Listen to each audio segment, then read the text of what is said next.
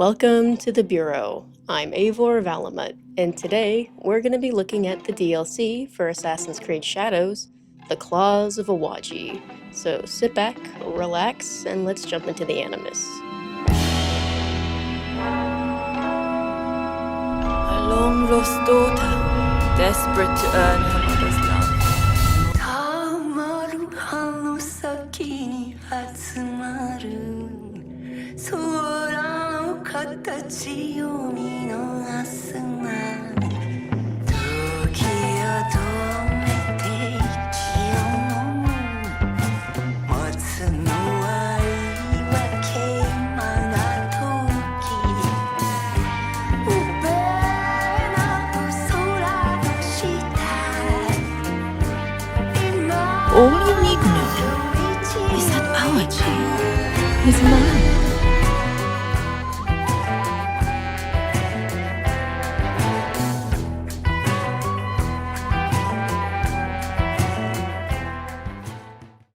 Well, here we are again.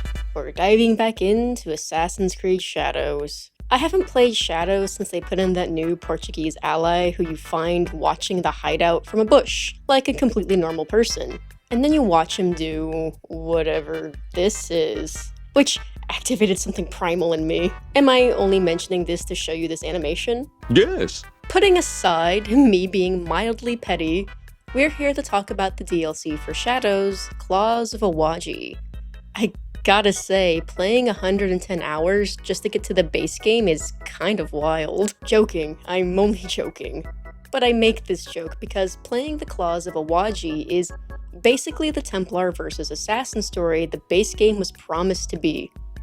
Well, sort of, but we'll get into that. Normally, I wouldn't care if an Assassin's Creed story is Assassins versus Templars. While the historical fiction of Assassins and Templars warring secretly through history is what initially got me hooked on the series back in 2009 with Assassin's Creed 2, you come to realize that the Assassin's Creed series is actually more of a story of humanity, and the Assassins and Templars were just a vehicle to tell this story. I love the Assassin's Creed games that aren't about Assassins and Templars. My favorite game is Origins, my second favorite is Valhalla. I adore Mirage, and I defend Odyssey as being a good Assassin's Creed game. Why? These games still hold reoccurring themes from the series, reoccurring symbolism that we've seen for years. They carry the spirit of Assassin's Creed. They continue the story of humanity, showing how history repeats, how humans will do the same thing no matter where or when they are.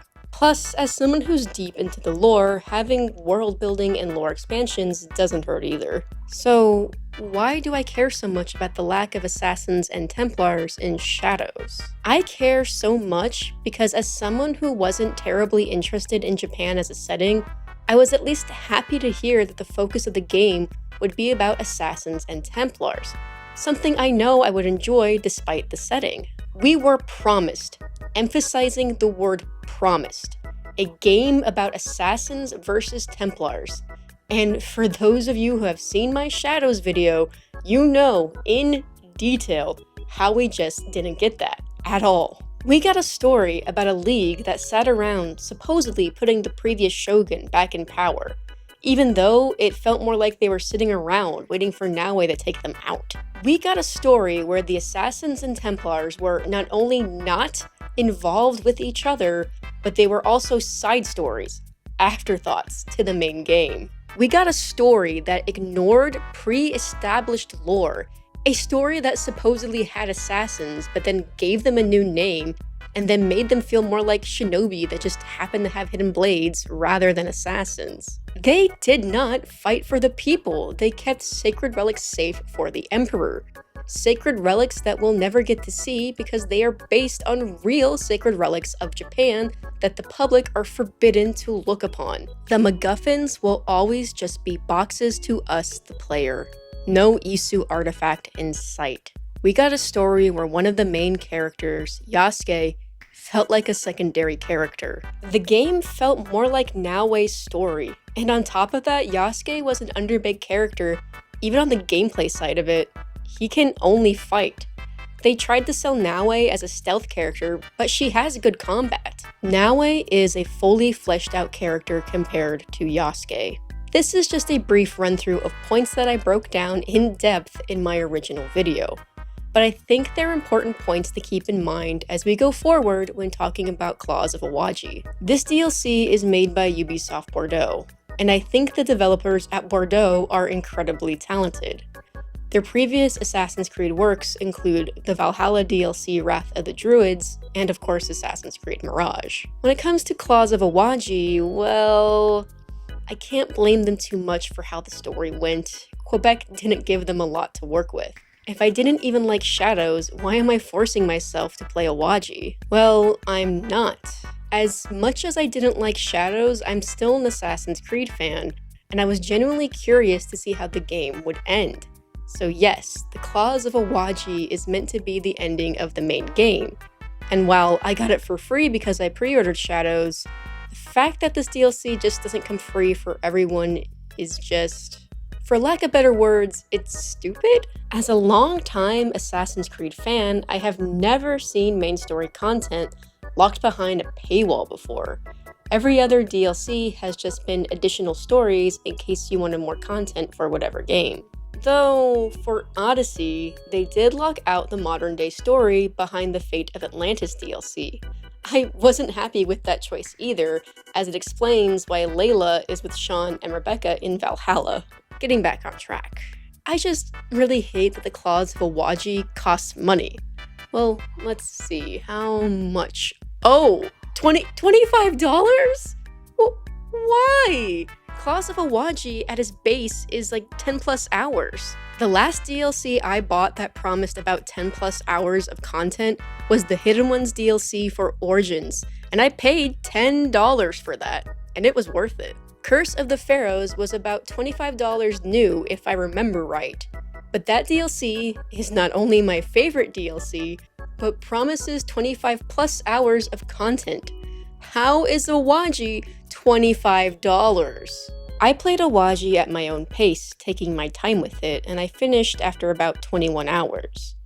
We can get more into talking about is Awaji worth this price point later in the video.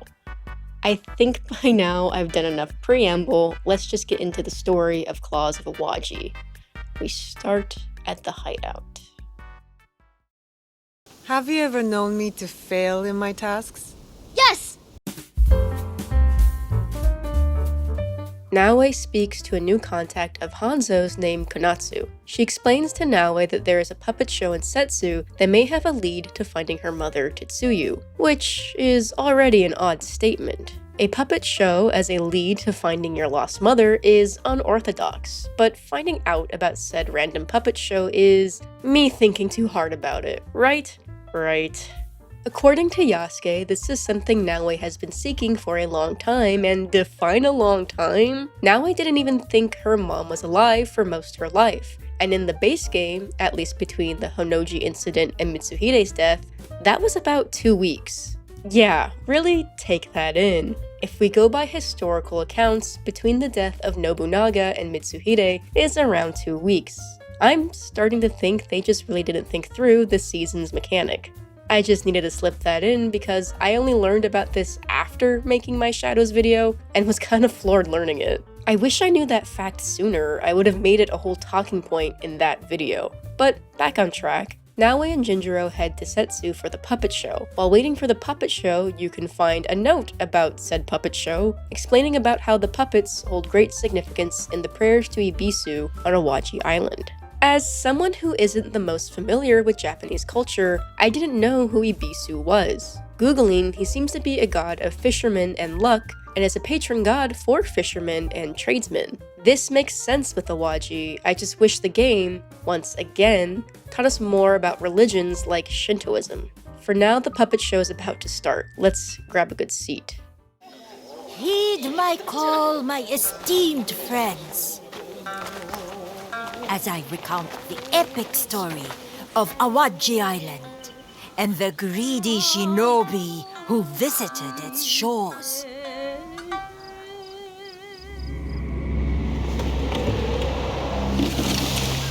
In In a time long past, on the great waves near Awaji Island, a beautiful maiden arrived, summoned by her sense of destiny.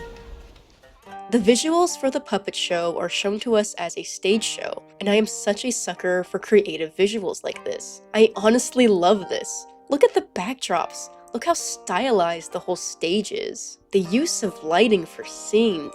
I feel like I lack proper words to explain why this is so cool. I just think it's so unique and honestly quite clever. You play through the stage show as a woman, a warrior, and a shinobi. The performance tells the story of the woman coming to Awaji, where news of her beauty travels throughout the island. One day, the woman is granted an audience with the daimyo, where it's said the two fell in love. The woman then called upon her champion and his friends to stand against the vague evils rampaging the island, their valor seemingly bringing momentary peace to the island. After much fighting though, permanent peace seemed to have been reached.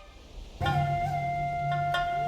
then, as now, peace is a fragile thing, soon to be shattered by the arrival of a wicked shinobi.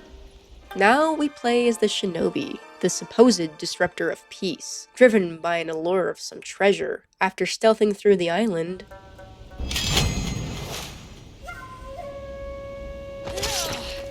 Armed with a hidden blade, her actions cast a great sorrow.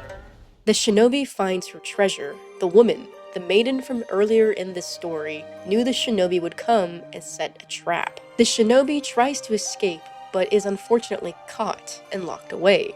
So, much like the base game, the Claws of Awaji, the best part, at least in my opinion, happens at the beginning of the game, peaking early. This side-scroll stage show is such a creative way to depict the puppet show Naoe was listening to. It's great. The story from here though, well...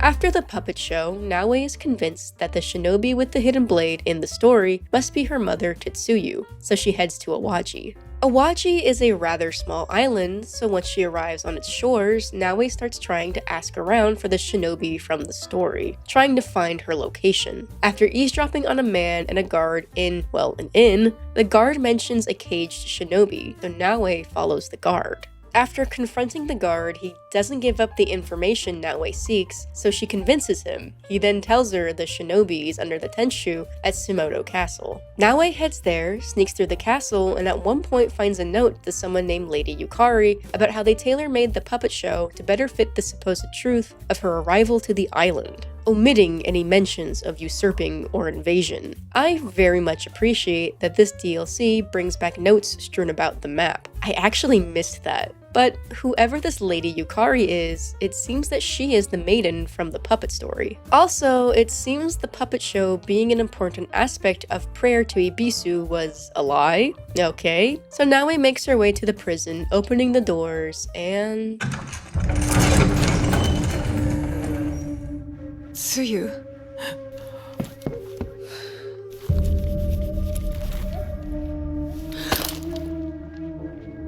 No. Tetsuyu is alive. She's been in prison for all these years, and wait, Tetsuyu has been in prison for years? I need to roll this back to the all-knowing shogun, Yoshiaki. Yoshiaki mentioned how Naoe now seeks another shadow with a wrist blade like hers. And when Naoe asks, was it a woman? Yoshiaki says he neglected to ask, but his spies were taken with how she faded into nothingness. Then, when Naoe promises not to kill him, that's when Yoshiaki sends Naoe to Sakafuni Ishi in Yamato. So was this just a blatant lie? It would make sense to goad Naoe into thinking he knew where her mom was so Naoe wouldn't kill him, but like, there was a note in the Kakushibaiki hole from Tetsuyu. From the way the base game described Tetsuyu's existence, it seemed like she was always around, but hiding just out of reach or something. So Yoshiaki, I guess, gave a full-blown lie because Tetsuyu has been in prison for literal years. Is this a nitpick? Maybe, but to me this really seems like a weird story inconsistency to have. I mean, it was weird enough that I felt the need to point it out. So did Yoshiaki's spies see Hanzo, but then Yoshiaki lied about the spies seeing a lady with a hidden blade? Well, who knows at this point. Let's get back to the mother-daughter reunion. It's me. I'm here to save you. My Naue. No. No. You shouldn't have come. As quick as Naue found her mother, she is knocked out by Yukari's right-hand man, Tomeji. As Naue comes to, she hears the voice of Yukari, the same Yukari mentioned in the note earlier, the same Yukari who was the maiden from the puppet show story. Yukari even takes a moment to ask Naue if she enjoyed the puppet show, as it was tailored just for her. I now have more questions about the puppet show. Why was it tailored for Naue? How did Yukari hear about Naue? Why a puppet show? This all feels a little convoluted. As we come to learn, Yukari's full name is Kimura Yukari, meaning that Yukari is the daughter of the Japanese Templar Kimura Kei, which is a cool continuation of that plot. We'll talk about the execution of it later. But if Yukari is Kimura Kei's daughter, why was the puppet show not made for Yasuke? Did Tetsuyu reveal she had a daughter? That seems unlikely. Did Yukari know about the Shinbakufu and hear what happened to them? I'm just kind of at a loss as to how Yukari gathered information and then not only knew who Naue was, but knew Naue was Tetsuyu's daughter. I also still don't understand the puppet show. It was a trap to learn Naue here, I guess. Well, in a bid to get Tetsuyu to give up the sword's location, but I'm willing to admit I could be overthinking this. But it just seems like the claws of Awaji suffers the same pitfalls of not thinking its story through, just like the base game. Yukari leaves Naue and Tetsuyu alone to catch up. Naue says how she was told Tetsuyu was dead, and how she believed it until she found the note Tetsuyu had left for Nagato. I won't argue on technicalities with this one. I'm willing to believe Naue reading Tetsuyu's note was the moment she truly knew her mother was still alive. Tetsuyu is able to gather that Nagato is no longer alive based on the fact Naue is here instead of him, so Tetsuyu asks how Nagato perished. For this, I was confronted with a dialogue choice. Something I actually took a moment to consider. I truly like to believe Nagato cared more for Naue than the jewel. That when Nagato stood and fought in what ended up being his final moments, he was more concerned with keeping his daughter alive than letting the jewel fall into the wrong hands. Even though Tetsuyu had left her family to retrieve the sword regalia, she probably didn't think it would take her away from her family for years. I like to believe she'd be more comforted to know that her husband fought for their daughter, so that's the option I picked. He died defending me. Then he asked too much of you. If only I had been there. I don't mention this for no reason either, but I won't come back to this until much later in the video, unfortunately. So let's put a pin in that for now. So yes, Tetsuyu has been in prison for years, which we already went over. She's been kept here because Yukari hopes to know where Tetsuyu hid the sword regalia. The puppet show made it seem like Tetsuyu was caught the same night she stole the sword. The puppet show made it seem like Tetsuyu didn't have time to hide the sword, but I guess she did. So, Tetsuyu had time to hide it, but not enough time to escape off Awaji with it. I still can't tell if I'm being too critical, but Naue tries to give her mother some comfort by saying she already recovered the jewel and mirror regalia. Tetsuyu responds with, You have the spirit of an assassin. yes! One thing I do actually like with this DLC is the fact that Tetsuyu only ever says the name Assassin. No mention of the Kakushibaiki. Bordeaux knew what I wanted. I love that. Though, I'd still make the argument that they don't really act like assassins, but pin. Tetsuyu goes on to mention how first they need to find a way out of their prison, but Naue says that they won't have to wait long, then goes, let me tell you about my friend. In theory, I do love this transition to Yasuke. It's cute and fun, but I have to be a party pooper yet again, because the how or why of Yasuke going to Awaji is just kind of waved away, and the only thing kind of explained is that Hanzo has informed Yasuke that Naue is being held in Sumoto Castle. Well, how did Hanzo know that? don't know. Instead of things being waved away with spies, we now have things being waved away with Hanzo, which is arguably worse just on the principle that I hate Hanzo. But Yasuke and Konatsu continue talking, and Konatsu explains how Naoe is being held captive by Kimura Yukari and her Taisho. I don't know what a Taisho is. Googling gets me... none of these basic Google answers help me. I did find a Reddit post asking a question in the Total War subreddit, asking what the word Taisho meant, and some Redditors said that the game got the word Taisho confused with the word Taicho, and Taicho means captain / general, etc., which would make more sense in context since Konatsu is talking about Tomeji when using the word Taisho. I'm not fluent in Japanese at all. This is all from basic Googling, but I am curious if they somehow messed up and used the wrong word. I can't say for sure. Konatsu then goes on to say that the locals call them the Sanzoku Ippa. Again, I don't know what this means. Googling again. So it means bandits? Okay, I'm mostly joking, but I honestly can't seem to find a solid answer to what the name means. You know what would have solved both these issues? Putting the definitions in parentheses next to the word like past games have done. This is something the base game suffered from not doing enough of, in my opinion. I made a bigger point of it in my main video, so I won't get into it here. Just know as someone who isn't well versed in Japanese, this is sort of frustrating. I feel like giving the context to your players is kind of important. Back in the story, Yasuke busts his way into Sumoto Castle, freeing Naoe and Tetsuyu. After being freed, Naoe and Tetsuyu go off to recover their gear, which they make quick work of. The two meet back up with Yasuke, continuing their escape. As Yasuke continues his way out of the castle, he runs into Tomeji, who then declares how he wants to avenge Kimura Kei. Yasuke says Kei was a Templar, and that he freed Tomeji from Kei's service. To which, well... Not only is Tomeji wearing Templar crosses all over his everything, but Yasuke's lack of understanding how Templars operate has become detrimental to the story. Quebec chose to write it like that, so Bordeaux had to continue it. Tomeji says he is now bound to Yukari, who is a Templar in name but lacks her father's vision. To be fair, I don't know what Yukari's plan is either, other than get the sword, but we'll get to that. Yasuke wins the fight with Tomeji, but Tomeji still manages to escape. Yasuke is surrounded by soldiers, an actual expression of worry hiding under his determination. Tetsuyu saves Yasuke, which gets her shot, but then Yasuke saves her. Yasuke, Naoe, and Tetsuyu finish their escape, quickly hiding out in a kakurega, the safe house in town. Tetsuyu is determined to get the regalia before Yukari finds it, but she's injured and malnourished. Naoe insists her mother should rest. Tetsuyu says how she will rest when the regalia is safe from Yukari and her Templars.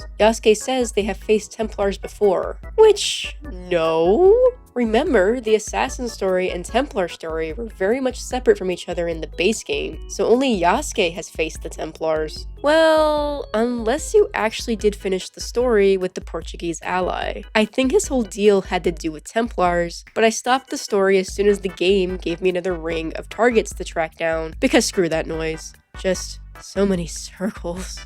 So in my case, Yasuke is kind of a liar, but I admit that's more of a nitpick. Tetsuyu ends up relenting and lets Naoe and Yasuke recover the regalia, and then tells them to head over to Myoshoji Temple. The regalia is in a cave behind a waterfall there. But first, they will need to get a key that Tetsuyu has entrusted to the bowmaster Taguchi Mayoga. But the bowmaster will only give the key if you best him. An assassin's job is never done, Naoe.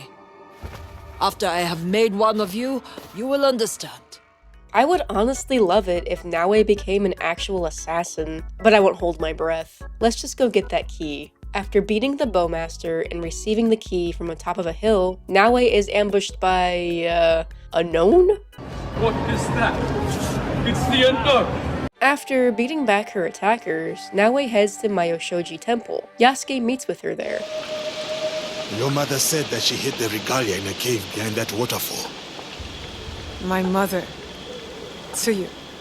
I had this idea of who she was, what a mother is supposed to be. But now she is real. My mother, but also a stranger. You spent 15 years building a fantasy. Give yourself some time. Both of you. This is actually a really nice moment. The pain Yasuke carries for losing his mother isn't brought up, but I feel like it's there, hiding behind his words. This was such a sweet sentiment to share with Naue, and something she needed to hear. It's nice that these characters get a moment to actually bond, and are you kidding me? No. Why? Of course this sweet moment only gets undercut by everyone's favorite incel, Hattori Hanzo. Thanks. Hanzo informs the two that Yukari's spies have been watching, and her Taisho are not far behind. Yasuke says he'll hold them off while Naue gets the sword regalia. Hanzo says he'll try to delay them. Naue then heads through the waterfall and into a cave. She traverses deeper into the cave until she finds a wooden hatch with an assassin crest above it. This is it. The final box, I mean regalia. Naue opens the hatch and heads in, going deeper into the cave until she finds, well, the final box. Naue picks up the box and exits the cave. As she leaves, Naue is immediately confronted by Yukari and her soldiers. They captured Yasuke at their feet. Yasuke begs Naue to keep the box, but is quickly knocked out. Naue is angered by this, but she makes a fair observation, saying that if she hands Yukari the box, Yukari will just end them both. What comes next is the closest thing we get to an explanation as to why Yukari even wants the box. Yukari says that the box is power. The box is freedom to make your own destiny. Do we get any further explanation? How can this box give one such freedom? Do we get a villain monologue as to what exactly Yukari is using the box for? Nope. That's just kind of it for that. Cool. Naue ends up handing over the box in a bid to keep her and Yasuke safe. Handing over the box to the same person that had ambushed her earlier. Gods, this was such a cool character concept. We'll get into that later. But after Yukari gets the box, Naue says to let them go, to which Yukari goes, No. and sends her men to attack. A counterattack from Hanzo. Better late than never, or something. Naue goes in for an attack, and our masked stranger lays down one of those magic Ganojo smoke bombs, making her and Yukari disappear. Though these smoke bombs must be also cursed, because they also make Hanzo magically appear. After the fight, Yasuke, Naue, and Hanzo talk about Tetsuyu without her being present, saying how she's going to want to get the box on her own, but Yukari has stolen years from Tetsuyu. She may never be the warrior she once was. Hanzo at one point saying that Tetsuyu was raised to believe that she was the only one that could save Japan, and wait, what? Seriously? I thought our disgraced assassin Alvaro just kind of found Tetsuyu and saw her potential. Yet, that's exactly what happened. I'm not sure when Tetsuyu was told she was the only one that could save Japan,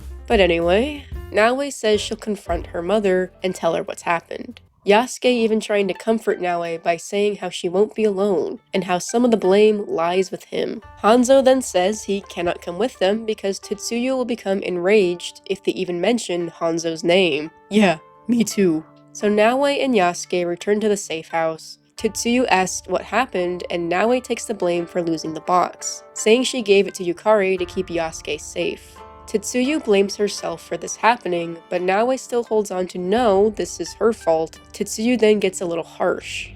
Naue, I know that you're trying to prove yourself, but the regalia are too important. I'm the one who recovered the jewel. And yet you have lost the sword. Ouch. That seems like a bit much. But Naue convinces her mother that they'll get the box back. After all, it's still on the island. Tetsuyu says Yukari's Taisho will never let them get to the box. This is where the three hatch a plan to take out the Senzoku Ippa in order to weaken Yukari. 3 targets in total. First is Tomeji, Yukari's enforcer, a Templar true believer that is serving Yukari out of a debt of honor owed to her father. Tomeji surrounds himself with his captains, which will make it tricky to attack him head-on. Luckily, Tomeji sends his captains out to patrol the island, meaning that we get another ring of targets. More on that later. Next is Nowaki, a creature of Yukari's making, according to Tetsuyu. Nowaki is the cool-looking masked woman we saw earlier. If Tomeji is a club to the face, then Nowaki is a blade to the back. A brutal one at that. Nowaki leaves no traces and cannot be tracked. She takes a shinobi-like role in the Senzoku Ippa. Naue points out that Nowaki wears leather, so Naue surmises that Nowaki must get it locally. Kinda seems obvious. I was just more surprised someone like Nowaki buys her leather in Yura instead of just making her own. She seems like the type to make her own leather. Last target is Yukari's spymaster, Yasuhira. Yasuhira is the shade that blankets Awaji in a cloak of fear. Yasuhira unleashes his agents on any who dare oppose Yukari, and his agents will be on alert wherever Naoe may send her scouts. Tetsuyu warns no one on the island will help them find Yasuhira, but Yasuke says they know someone who can help, Naoe adding that they're not from the island. Tetsuyu says that could work if there is such a person. I love how she just immediately doesn't believe the two. So this is where the DLC just becomes a smaller, more condensed version of the base game. Take out a league to get to the leader and the box they hold. Yippee. Let's see how difficult it really is to find this spymaster. First step is to talk to Hanzo. Naoe requests his help in looking for the spymaster. When Hanzo drops a different name for Yasuhira, I'll let Hanzo take this one. The spymaster. 風の工事呪郎播磨の神安平 Thanks, Incel. Hanzo sends Naoe to a man who carries information on the spymaster. Naoe goes to the location and talks to the supposed contact. The contact gives away Yasuhira's home, and Naoe heads straight over. Naoe searches through 3 neatly placed chests and finds a note addressed to someone named Shokichi from someone named H. Naoe assuming Shokichi is an alias for Yasuhira. Naoe finds another note that seems more steeped in riddles. The last thing Naoe finds is a black mask. Then the spymaster shows up. After giving him a beating, Naoe confronts the spymaster, who sits and begs for his life. Then we're given an option to either kill or spare the man. I thought this whole confrontation was too easy and quick for this guy to be the spymaster, so I spared the man. Luckily, I was right. Turns out, this is Shokichi, but Shokichi was working with Hanzo's contact, giving the contact all the information that Hanzo wanted. Meaning, the contact Naoe spoke to was not Hanzo's man. Shokichi ends up giving Naoe all the information he gave to Hanzo's contact, the information talking about black masks. Naoe lets Shokichi go and then decides to take up a lead one of the other notes gave. Naoe heads to Yura and follows a woman to another home. Hopefully, this time, it's truly Yasuhira's home. The home is empty, so Naoe takes a look inside. Naoe finds a note indicating that Yasuhira knows about one of Hanzo's men. Naoe also finds another mask and a note about some sort of gathering. Returning to Hanzo, Naoe takes a moment to tell him everything that's happened, then reveals one of the black masks she had found, along with the note talking about the gathering. Luckily, there just so happens to be a rumor floating around that there is a gathering in the north of Awaji. Rumors of a clandestine reunion. The two quickly come to the conclusion that this is a meeting of Yasuhira's network. Naoe wants to infiltrate the meeting to learn more. She already has a black mask. All she would need is a black kasode, according to one of the notes. In another stroke of luck, Hanzo just so happens to have heard about a stolen black kasode that was taken from Kamaguchi and then moved to a nearby camp. That is a weirdly specific rumor to hear. What must have started out as a weird and useless rumor has become a great stroke of luck. What are the chances? Naoe retrieves the disguise, but before we head to Hanzo and take out the spymaster, let's take a moment to talk about his spies. One of the ways Awaji succeeds over the base game is the way NPCs try and attack you. One of the variants is actually these spies. What's cool about these spies is that they look like regular NPCs. They look like poor bandits, or sometimes like roadside shopkeepers. They hide out in towns and in the wild. There's an NPC you can run into that will ask you to retrieve sunken loot from their sunken boat, and sometimes the spies will pretend to be this NPC, calling you over the same way the regular NPC does. They integrated the spies into the world very well, in my opinion. You never know who is going to be an agent, and it helps keep you on your toes. This whole DLC is meant to make you feel like you're the one being hunted. My only issue with the spies is the way the camera will snap, zoom, and then slow-mo on the spies when they attack you. It can be really disorienting. I think the game doing this also removes the element of surprise the spies are supposed to have.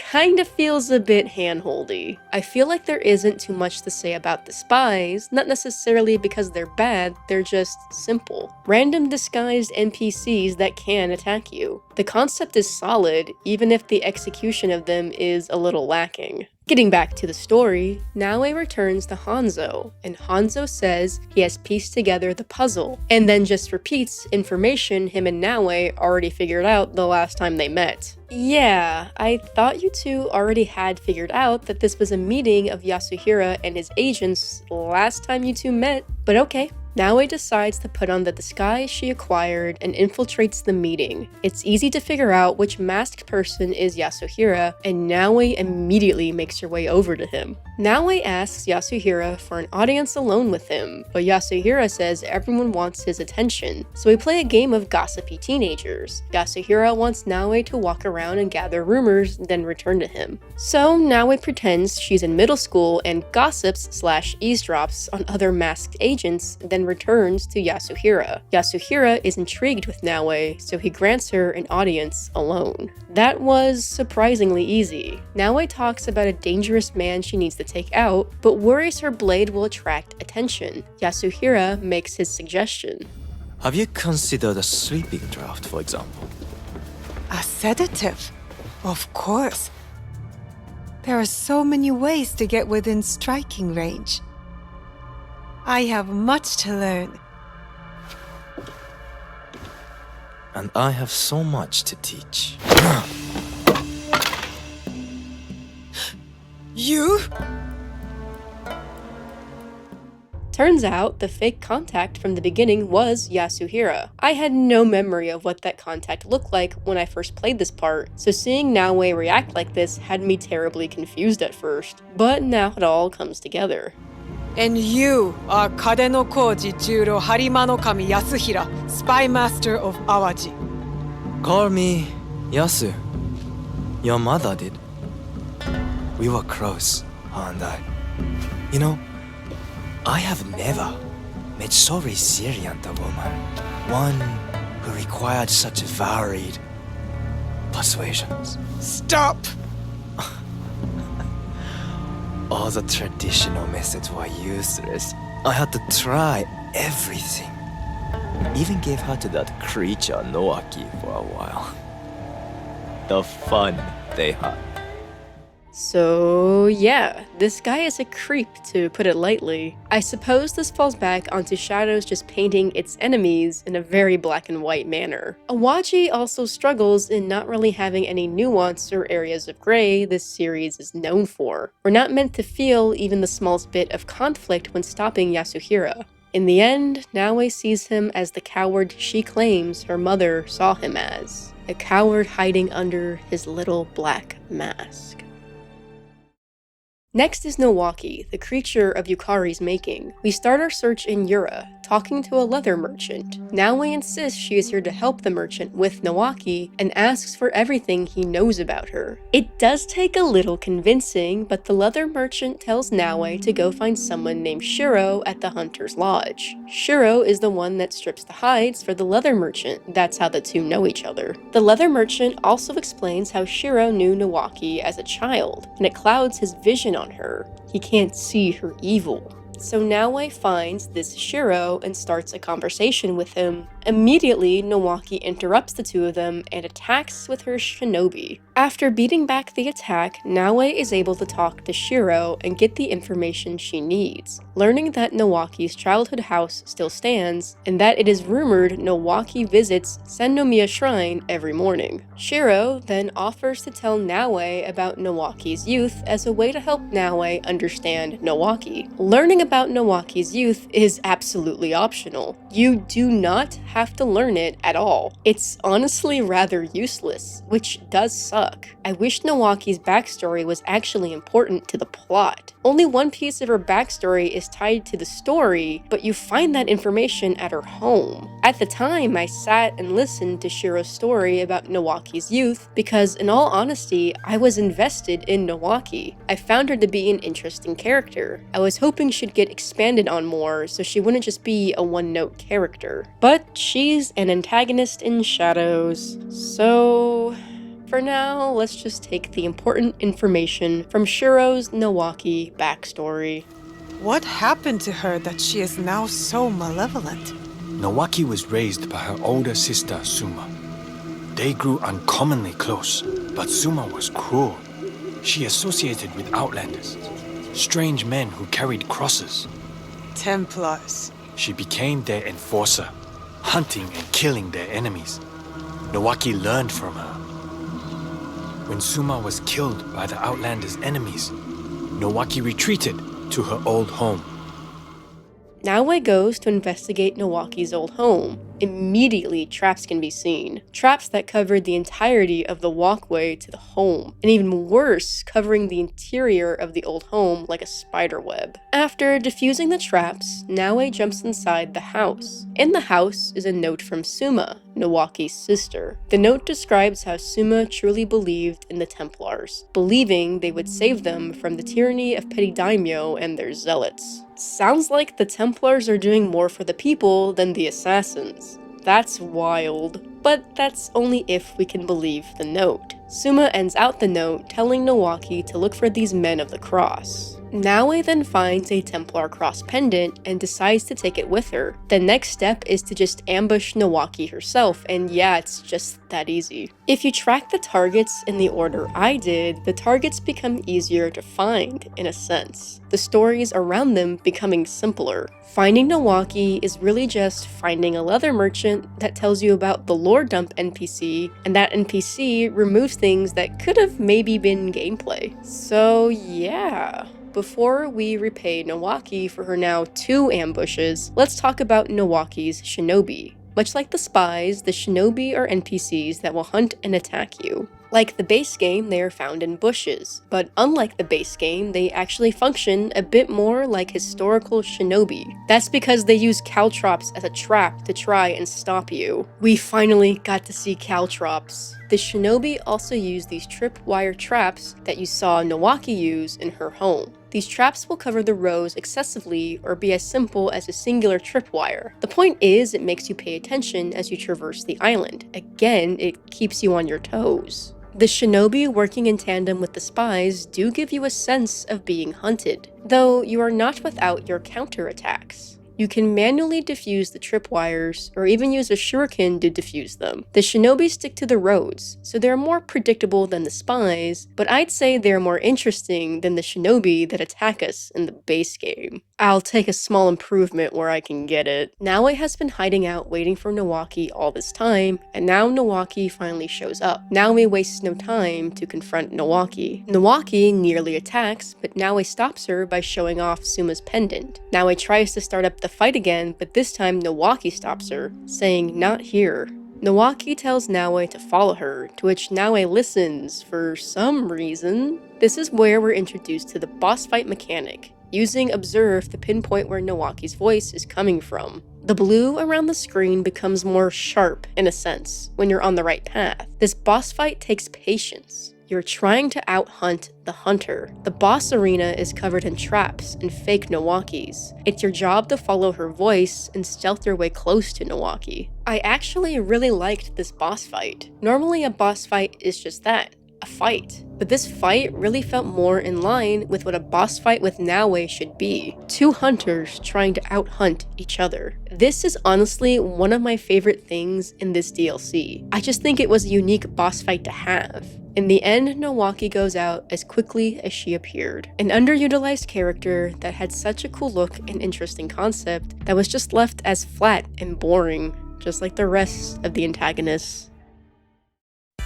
Last target is Tomeji, and he doesn't even get a story to follow. You know, from the beginning, Tomeji is at Sumoto Castle, and it's up to you whether or not you want to immediately confront him with all his captains, or take out his captains one by one to make the fight easier. Of course, this means yet another ring of targets, and I have to be honest, when I saw this circle, I almost quit the DLC then and there. I took a moment to compose myself and keep going so I could see how all this ends. So I decided to take out the captains on their own phone, noticing they had little clues as to where to find them. I was hoping this might actually be fun, finding clues as to where to find them. I was thinking maybe it would be like finding secondary Cult of Cosmos members or something, but no. All their clues are the exact same. Civilians may give away his position if helped, meaning all you have to do is talk to any random NPC you find, since they usually need help anyway, and then you ask them for a world rumor and the civilian will just automatically give away a captain's location. There is no search,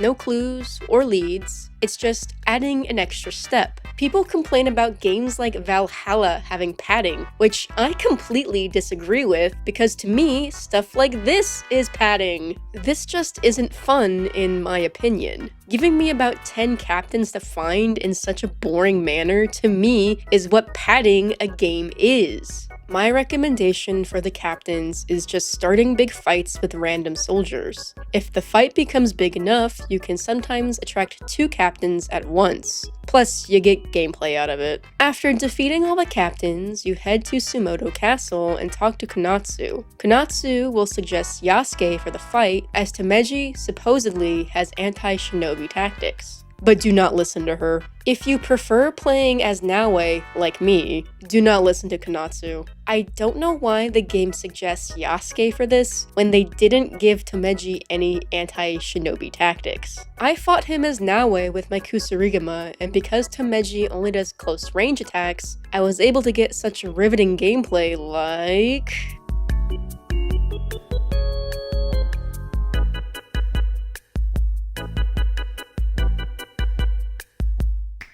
Which isn't flashy, but I mean, it worked.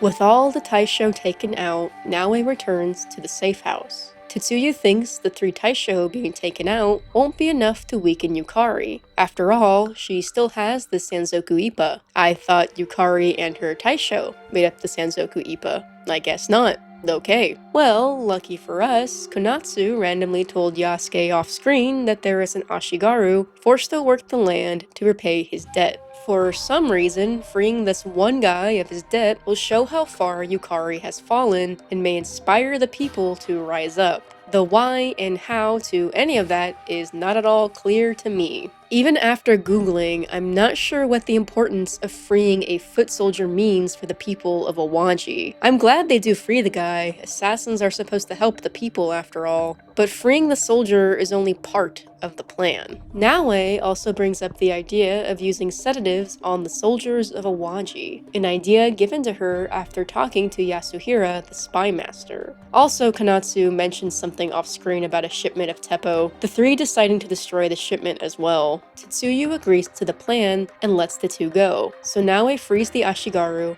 poisons the soldiers with sedatives, and blows up the Teppo shipments. Now it's time to formulate the final plan. Time to take down Yukari. Tetsuya has learned that Yukari hides out in Iwaya Castle.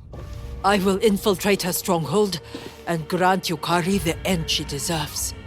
Yukari has hidden the regalia within the castle. Recovering it should be your priority. You don't think I can handle her? Yasuke will handle Yukari. I owe her a debt. As I owe all Templars. Protecting the regalia. That was your oath, was it not?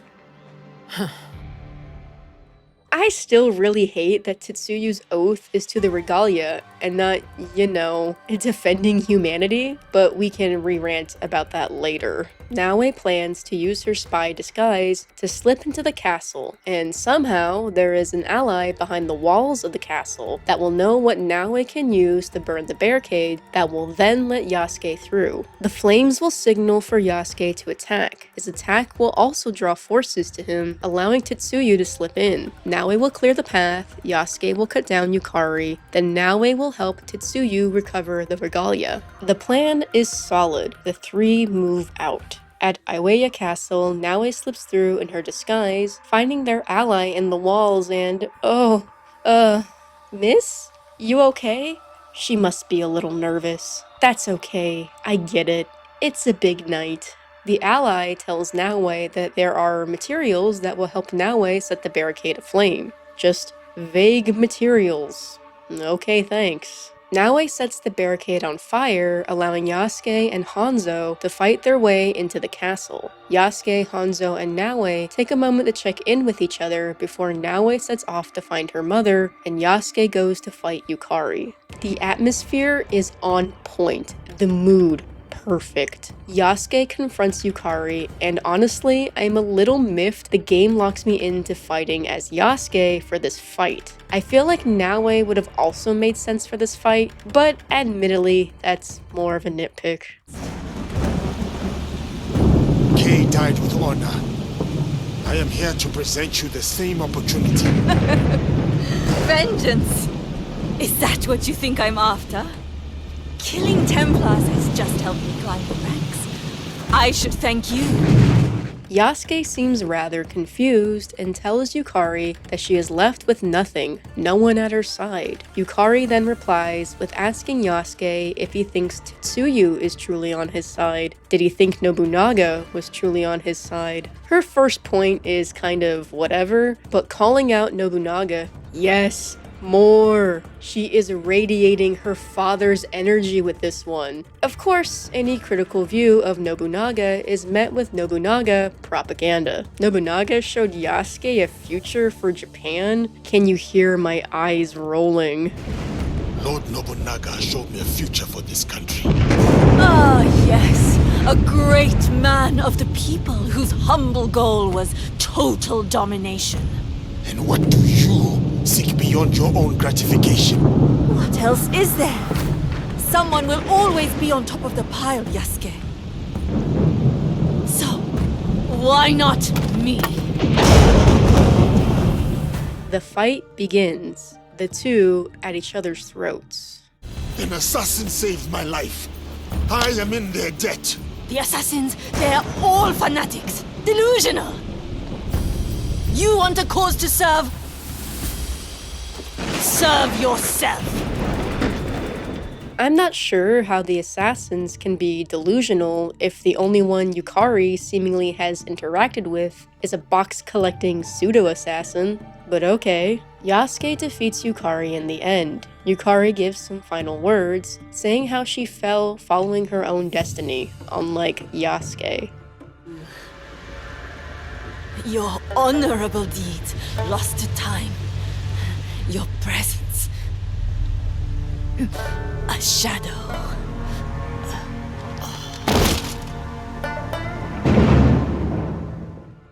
A shadow? Like Assassin's Creed shadows? Whoa. Okay. Bad jokes aside, that's it for Kimura Yukari, a Templar that supposedly lacked vision. We never learn what she wanted the box for. We never learn what having that box truly meant for her, what power it had. We never learn what Yukari's plan was. She was just an obstacle in the way of getting yet another box. As the storm lets up, we switch back to Naoe. She quickly catches up to her mother, who had successfully collected the box off-screen. I am so sorry, Naoe. I failed you. At the end of this, Naoe and her mother finally have a much-needed heart-to-heart, both accepting all that has happened, both accepting how things are now. Tetsuyu admits she is no longer the warrior she once was, but she wants to dedicate herself to being the mother Naoe deserves, if Naoe lets her. That would make me happy. You have made me so proud, Naoe. You recovered all 3 regalia, righted my own failing, and you did it all on your own. Well, not all on my own. This is where Yasuke joins the mother and daughter, but I gotta take a moment to say, I really do like this moment between Naoe and her mother. I would have liked it maybe a little more if this happened sooner. I mean, I would have preferred if the whole DLC was more focused on Naoe and Tetsuyu's relationship. I would have liked to see them bond more, do missions together. I kinda hate that they confined Tetsuyu to a safe house. Again, they didn't have to write her to get shot and taken out of this fight so early in the story. I would have liked to see Tetsuyu try and be the warrior she once was, then realize through actions that she just isn't that warrior anymore. I feel like that would have been more impactful, but we should really see the end of this story before I get too far into any tangent. The next step is to give the Emperor all 3 boxes again. I guess the time of turmoil in Japan is nearly over. I don't know when that happened. Naoe and Tetsuyu return the regalia to not even the Emperor. We don't even get to see the guy. We just see Naoe and Tetsuyu return 3 boxes to 3 random women. The women take the boxes away, and that's it for that part of the story. Very anticlimactic. Naoe suggests for Tetsuyu to head back to their home, and no, not the hideout, but to Iga. I thought Naoe lived at the hideout, but maybe she'll move back into their home in Iga? Who knows? I'll come see you when I have time. I'm meeting Junjiro and Yasuke. They are your family. Don't keep them waiting.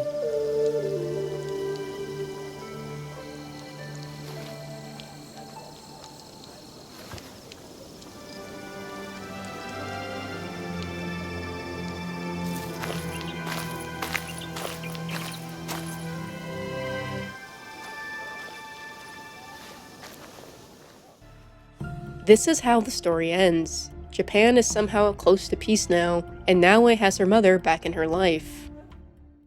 There's a nice detail if you head back to Naoe's house in Iga. You can see it being rebuilt, and Tetsuyu is in fact living there, which is really cool to include. You can even talk to Tetsuyu. Taking out that first pin, this is where I learned the canon choice for what Nagato died for is the jewel. I was being too sentimental when I said he died for Naoe, I guess. Kinda bums me out if I'm being honest. He was loyal to our cause, yes. But it was not everything. He was happy. Good.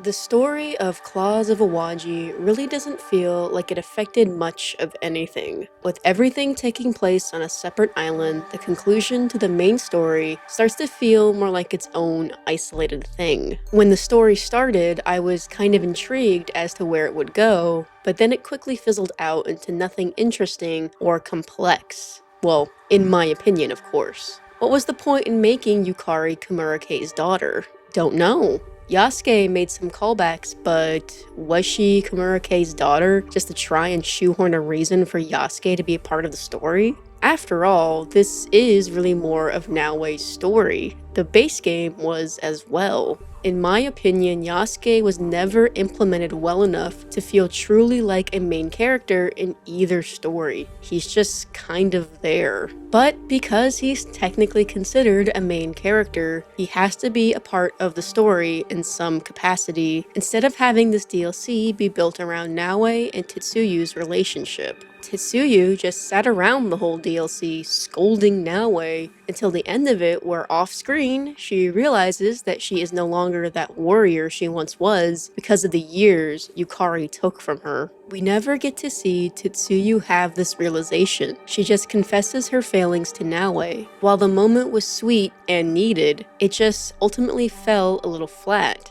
Then again, this whole DLC fell flat to me.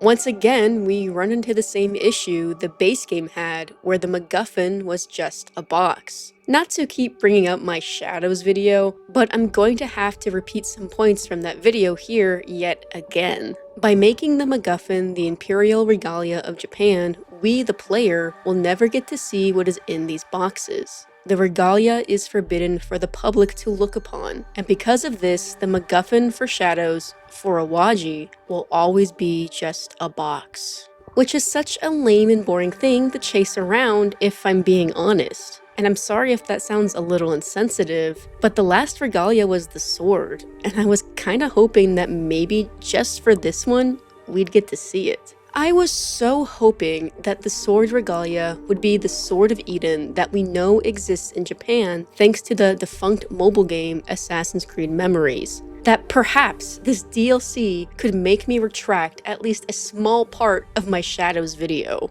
But it didn't. It was a box. It will always be a box. I could have forgiven the box thing in a small capacity if the DLC was more focused around Tetsuyu and Naoe's relationship, but even that didn't seem to be the focus of the story. The story is just weirdly similar to the main game's story. You run around taking out targets so you can confront their leader, who is doing all to get a box back. Except, instead of leaving the boxes in a hole, you return the boxes to the Emperor, who might as well just be a hole in the ground. The boxes, both times, just end up being out of sight and out of mind. Nothing has changed. At least, that's how it feels to me. But let's just remove that second pin, and once again, bring up how these supposed assassins still don't feel like assassins. I appreciate the DLC only using the word assassin. That was a step up, but still, in Japan, the assassins are only concerned with keeping boxes safe for a faceless emperor.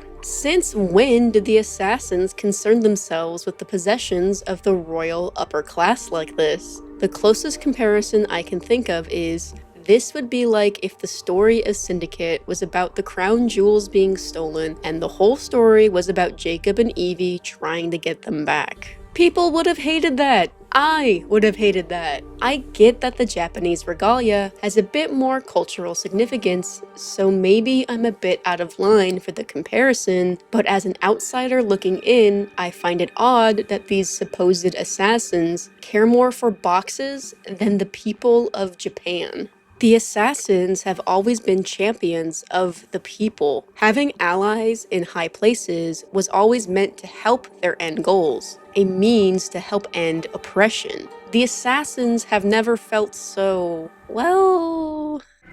No doubt you're eager to put your tongue to his boot. I may get backlash for this part of my video, but all I'll say is that in times like these, I think we need the message of the assassins more than ever. Tetsuyu, despite being trained by some random defunct assassin we never see, still might as well be just a shinobi with a hidden blade like Naoe. I'm sorry for going on this rant, but seeing these issues from the base game carry over like this is just... well, it's frustrating. The ending of Claws of Awaji truly feels like nothing really happened, like the status quo hasn't changed much. It's disappointing. I wish it was different, but it just continues so many problems from the base game. Also, I'm still peeved that they did so little with Nowaki. You can't drop a character who looks that cool in front of me and then do nothing with them. I thought that maybe Nowaki would be some sort of blend of Folke and Orin. I don't know why I started to think that, but she just ended up being a blank slate that had a cool boss fight. Thanks, I guess.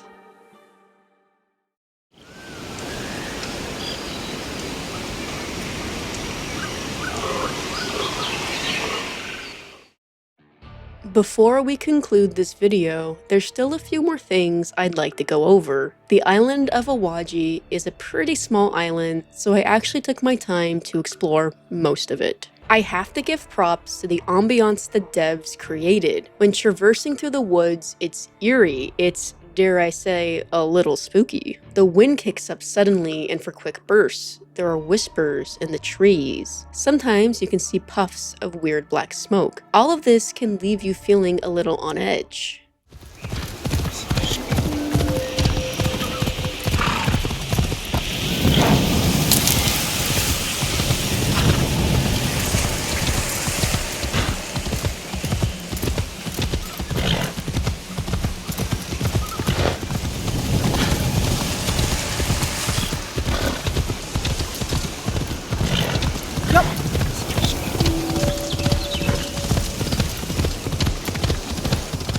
I do actually love the ambiance Bordeaux created for the DLC. It has mood and character, which is a far cry from the Japan of the base game. Ultimately, the moodiness of Awaji does nothing more than to try and keep you on your toes and help in that feeling of being hunted. There's no explanation for any of it, no piece of Eden making strange things happen. Strange things just happen because we say so. Speaking of the forests, Awaji is a lot more forgiving if you decide to stray from the roads. You're not hard locked onto the paths of the island, and in fact, I'd argue you're kind of rewarded for exploring. NPCs that you can interact with aren't just confined to small dirt circles next to the roads. You can randomly run into people like the sunken boat guys, this lady who asks about what's in miso, a lady asking if you saw her puppet, etc. Of course, these still suffer from not being terribly exciting. They are still the basic conversations of the base game.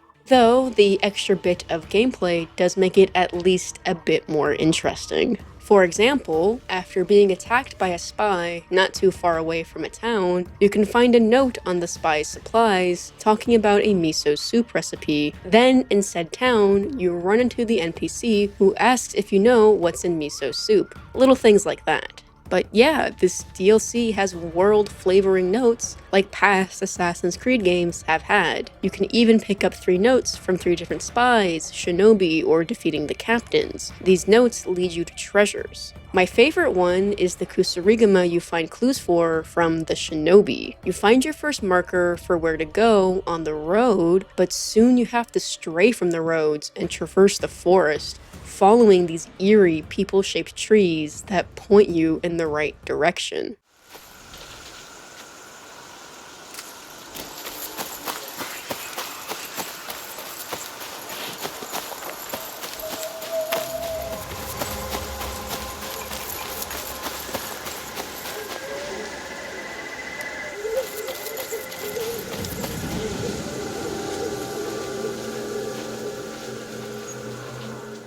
It's a small thing, but a much appreciated inclusion. One of the things I noticed is that Bordeaux also did their best to stray away from using yellow paint. While sure, there are reused assets from the base game, that's understandable and I won't get mad for that. Most of the time for things like pathways, they really try to stray away from yellow paint. They didn't always succeed in doing so, but the attempt was very much appreciated. I enjoyed seeing more immersive tricks, like rocks that have lighter sections in them, things like that.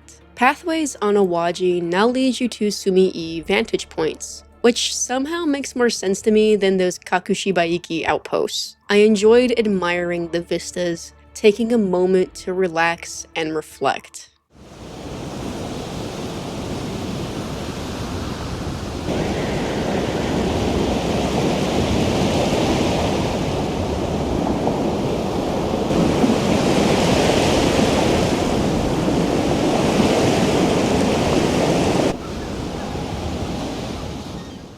When playing Awaji, you can actually feel a bit of Yukari's oppression. I feel like there's a lot more soldiers harassing citizens in this DLC. You can feel a bit more of the impact Yukari has on the island compared to the story of the base game. Another improvement is facial animations. I feel like there's a lot more subtle and even realistic facial animations across the board. I felt like I could actually feel the emotions of the characters, and watching Naue talk to NPCs was a little less awkward. The DLC somehow felt more complete than the base game. Of course, the DLC is shorter, so perhaps they had more time to refine a lot of stuff that the base game didn't, but still, the small improvements are appreciated and didn't go unnoticed by me. Also, I gotta shout out the frogs. Gotta try to relax. Perhaps I can drown out their childish games with a little TV.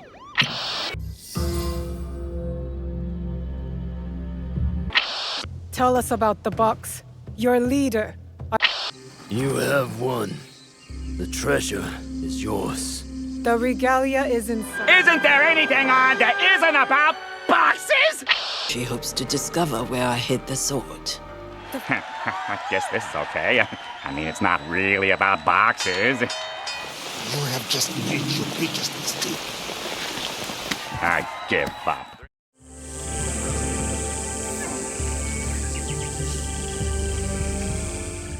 So after all that, after going through the story and talking about the improvements this DLC had over the base game, is Claws of Awaji worth the price point? Not really. The story is bland and it fizzles out quickly. The Templars didn't really need to be Templars, which does suck to say, And even though the island of Awaji does feel more put together and lively than the base game, it's a fairly small map. A map with work put into it, but still. While the improvements made for Awaji, along with that side-scroll intro and the boss fight with Nowaki, made me like the Claws of Awaji a bit more than the base game, it's still hard to say it's actually worth that $25 price point. Of course, this has all just been my opinion. I'm not here to make up your mind for you. I'm just sharing my thoughts. If you got the DLC for free, I'd say check it out and form your own opinion on it. There's no drawback in doing so if you did get it for free. If you didn't get it for free but are still interested in playing the DLC, I'd say wait for a sale. The $25 for this still just seems a bit steep to me. Personally, I think DLC should be like $1 per guaranteed hour of play. Claws of Awaji is still more Assassin's Creed Shadows at the end of the day. A lackluster ending to a lackluster game. I hope this is the only DLC we get for Shadows and that we can move on from this. While, sure, there is a difference between critiquing and being negative, when there's nothing but critiquing, that starts to feel overly negative. I can only hope that the ride was at least entertaining. But that's going to be it for Assassin's Creed Shadows Claws of Awaji. And hopefully, the last video I need to make on Assassin's Creed Shadows.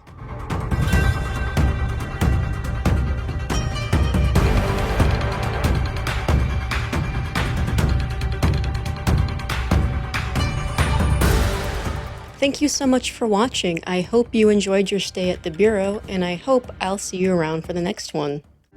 Whichever route you choose, I wish you well.